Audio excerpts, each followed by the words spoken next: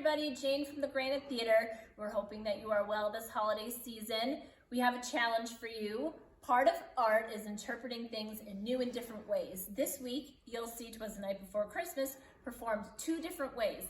The challenge is to post the differences that you see below, and we will put your name into a drawing and pull a winner for a gift card. So pay attention. I promise the differences won't be hard to find, but it'll be fun.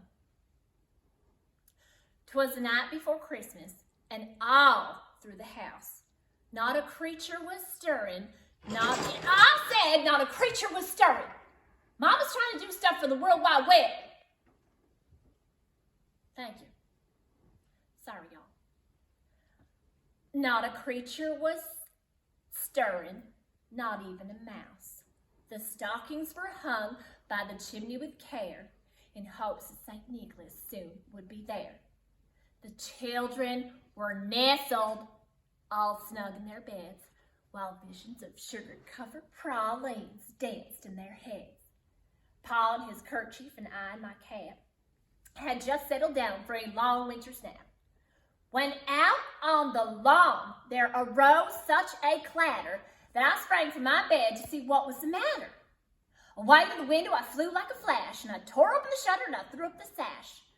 The moon was abreast of the new fallen snow, gave luster to midday to the objects below. When what to my wondering eyes should appear but a miniature sleigh and 8 tiny reindeer, with a little old driver. He was so lively and he was so quick that I knew in a moment it must be St. Nick. More rapid than eagles his coursers they came, and he whistled and he shouted and he called them by name. Now Dasher and Dancer and Prancer and Vixen, and Comet and Cupid and Donner and Blitzen. He must have given Rudolph the night off. To the top of the porch, to the top of the wall. Now dash away, y'all. Like before the leaves of a wild hurricane fly, they meet with an obstacle and they mount to the sky. So up to the housetop his coursers they came, and they flew with a sleigh full of toys, and St. Nicholas too. And then, in a twinkling, I heard on the roof the prancing and the pawing of each little hoof. And I was pulling my head in, and I was turning around, and down St. Nicholas came with a bound. Now he was dressed all in fur from his head to his foot, and his clothes, they were tarnished with ashes and soot. And he had a bundle of toys slung on his back. He looked like a peddler just opening his sack. His eyes, how they twinkled, and his dimples, how merry, and his cheeks, they were like roses, and his nose like a cute little cherry. He had a droll little mouth, and it was drawn up like a bow, and the beard on his chin, it was as white as the snow. A stump of a little old pipe he held tight in his teeth, and the smoke, it went around his head like a wreath.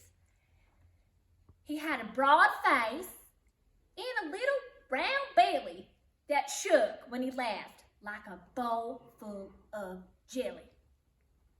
He was chubby and plump, a right jolly old elf, and I laughed when I saw him in spite of myself. With a wink of an eye and a twist of his head, it soon gave me to know that I had nothing to dread. He spoke not a word, but he went straight to his work, and he filled all the stockings. And then he turned with a jerk, and laying a finger right there side of his nose, up the chimney he rose.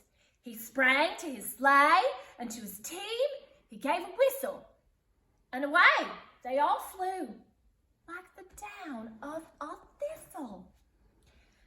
And I heard him exclaim, ere he drove out of sight, "Happy Christmas, y'all, and y'all have a good night."